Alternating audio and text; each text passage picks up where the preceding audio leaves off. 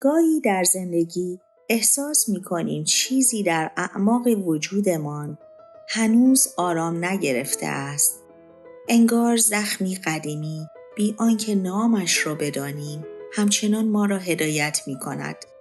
واکنش‌هایی نشان می‌دهیم که برای خودمان هم عجیب است.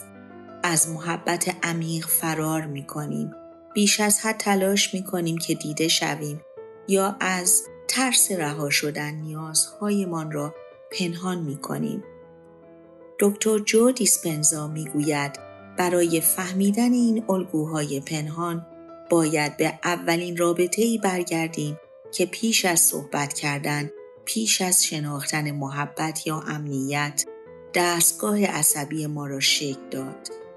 رابطه با مادر. پیش از آنکه معناهای بزرگ زندگی را درک کنیم، بدن کوچک و لطیف ما جهان را از طریق حضور مادر تجربه کرد. نه از طریق کلماتش، بلکه از طریق احساسی که در کنار او تجربه می کردیم. آرامش، نزدیکی، فاصله، نگرانی یا ناتوانی در نشان دادن محبت. همان انرژی ها، همان حالت های احساسی نقشه‌ای در ما ساختند. نقشه‌ای برای فهم عشق، ارزشمندی، امنیت و بقا. مادر اولین آینه وجود ما بود. ما خودمان را از صورت او، از لحن صدایش، از بازوانش و حتی از سکوتش شناختیم. هر بار که گریه کردیم و او نزدیک یا دور می شد، هر بار که به سمتش دست دراز می کردیم و او گشوده یا منقبض می شد، بدن ما پیام‌هایی دریافت می کرد. ما تحلیل نمی کردیم، ما فقط جذب می کردیم. سیستم عصبی ما می آموخت آیا جهان امن است؟ آیا عشق در دسترس است؟ آیا باید برای محبت تلاش کنم؟ و کم کم برای بقا خودمان را با نیازهای او تطبیق دادیم. اگر او غرق در فشار و خستگی بود، شاید ما ساکت و کم توقع شدیم. اگر کنترلگر بود، شاید فرمانبردار. اگر سختگیر بود، شاید کمالگرا تا ناامیدش نکنیم. اگر از نظر احساسی دور بود، شاید یاد گرفتیم نیازهایمان را پنهان کنیم.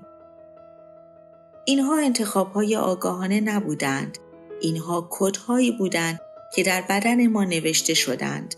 هویت ما در اصل استراتژی بقا بود. سالها می‌گذرد و امروز احساس می‌کنیم وقتی کسی بیش از حد دوستمان دارد مضطرب می‌شویم یا برای بیان حقیقت خود مردد می‌مانیم. احساس گناه می‌کنیم حتی وقتی کاری نکرده ایم. موفقیت می‌خواهیم اما احساس ارزشمندی نمی‌کنیم. اینها نشانه شکسته بودن ما نیستند، بلکه نشان دهنده این هستند که هنوز بر اساس همان آینه نخستین زندگی می‌کنیم. هنوز یک قانون قدیمی در پس زمینه وجودمان فعال است. آنگونه باش که دوست داشته شوی، وگرنه پذیرفته نخواهی شد. اما درست در لحظه‌ای که این حقیقت را می‌بینیم، قدرت تازه‌ای در ما بیدار می‌شود. به جای پرسیدن چه مشکلی در من هست، می‌پرسیم چه چیزی را آموخته‌ام و آیا هنوز حقیقت دارد؟ و این آغاز دگرگونی است، انتخاب یک بازتاب تازه. می‌توانیم رو به درون کنیم و به بدنمان بگوییم اکنون امن است. لازم نیست کوچک شوی. لازم نیست عشق را به دست بیاوری. حق داری همانطور که هستی وجود داشته باشی. جو دیسپنزا میگوید ما فقط ظاهر یا ژن‌ها را از مادر به ارث نمیبریم. ترس‌های ناگفته، الگوهای احساسی و استراتژی‌های بقا نیز از طریق نسل‌ها منتقل می‌شوند. این روند را علم، اپیژنتیک و معنویت انرژی می نامد. اما نامش مهم نیست، ما آن را در واکنش هایمان می بینیم. وقتی بدون دلیل مضطرب می شویم، وقتی بیش از حد توضیح می دهیم، وقتی شادی خود را درست زمانی که قرار است آرام شویم خراب می کنیم. اینها نشان دهنده تکرار برنامه قدیمی هستند. برنامه‌ای که حتی از مادرمان هم قدیمی تر است.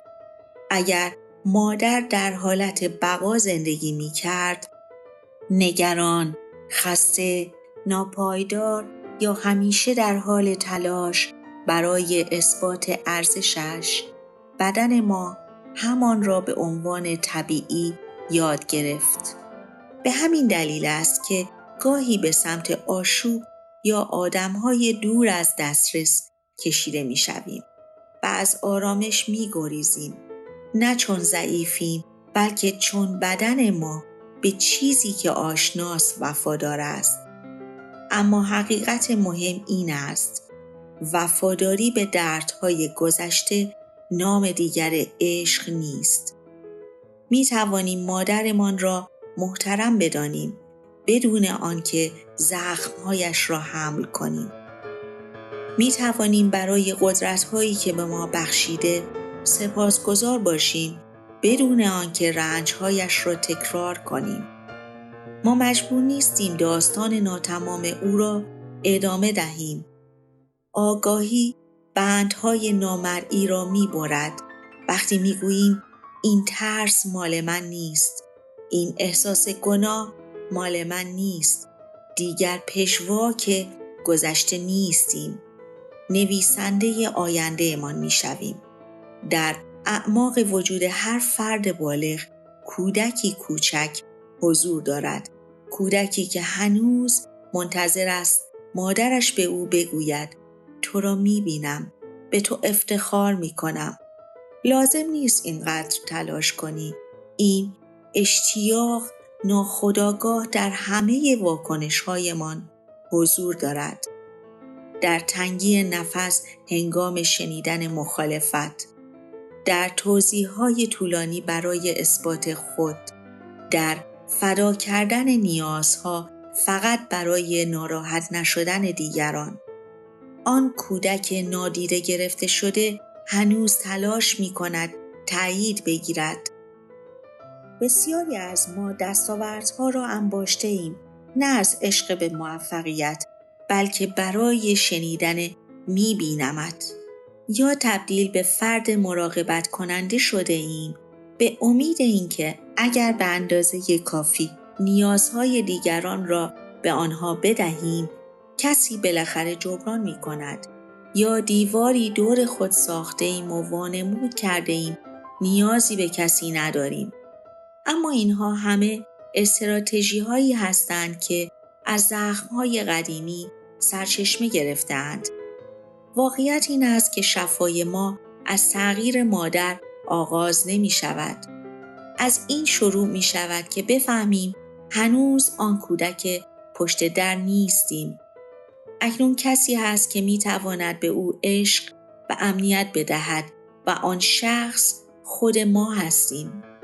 وقتی چشمانمان را می بندیم و کودک درون را در آغوش می گیریم، نه با ترحم بلکه با محافظتی عمیق، بدن ما می‌فهمد تنها نیست. می‌توانیم با او همانطور صحبت کنیم که آرزو داشتیم مادرمان با ما صحبت کند. می‌توانیم برای خود مرز بگذاریم، استراحت، خلاقیت و شادیمان را پرورش دهیم. نه چون شایستگیش را ثابت کرده ایم، بلکه چون وجود داریم. این همان فرایند پرورش دوباره کودک درون است، یعنی ساختن یک سیستم احساسی تازه برای خودمان. با تمرین، تنفس و نیت آگاهانه بدن ما کم کم از حالت دفاعی گذشته بیرون می آید و یاد می گیرد که به زندگی امروز با اعتماد و گشودگی پاسخ دهد. و اتفاقی شگفت انگیز می افتد. وقتی خودمان به مکان امن درونی تبدیل می شویم، جهان بیرون نیز تغییر می کند. روابطی تازه جذب می کنیم. محدودیت‌های خود را باز نمی سازیم و دیگر نمی گذاریم کسی با ما رفتاری کمتر از احترام و عشق داشته باشد. در نهایت روزی می رسد که دیگر به انتظار آن جمله‌های ناتمام نمی نشینیم. دیگر منتظر تغییر او نیستیم. دلیلش ناامیدی نیست، بلوغ است. می‌فهمیم هر لحظه انتظار برای آنچه هرگز نرسیده لحظه‌ای ربوده شدن از عشقی است که می‌توانیم همین حالا به خودمان ببخشیم. در این مرحله تصمیم‌هایمان دیگر بر اساس او چه فکری می‌کند گرفته نمی‌شود. دیگر نه از ترس بلکه از آزادی انتخاب می‌کنیم. هویت ما نه واکنشی به گذشته بلکه تجلی آینده‌ای می‌شود که آگاهانه برای خود ساخته ایم. این رهایی است. این یعنی احترام به گذشته بدون اجازه دادن به آن برای کنترل مسیر آینده. و وقتی روزی جلوی آینه می ایستیم و صدایی که می شنویم فقط صدای خودمان است، آنجاست که می فهمیم زنجیره قدیمی پایان یافته است. چون منبع عشق را در درون خود پیدا کرده ایم، نه در بیرون. و این آغاز پایان چرخه دیرینه‌ای است که نسل‌ها ادامه داشته و اکنون با ما متوقف می شود. در پایان یادت باشد شفا از جایی آغاز می شود که دیگر منتظر تغییر کسی نمی مانی و متوجه می شوی قدرت آرامش، امنیت و عشق همین حالا در درون توست. تو ادامه زخم‌های گذشته نیستی. تو نقطه‌ای هستی که در آن یک چرخه قدیمی پایان می‌یابد و مسیر تازه‌ای آغاز می‌شود. دوستان گرامی، امیدوارم که این ویدیو برای شما مفید واقع شده باشه. از همراهی شما بسیار سپاسگزارم. مراقب خودتون باشید و اجازه بدید که نور آگاهی نسخه تازه‌ای از شما رو شکل بده.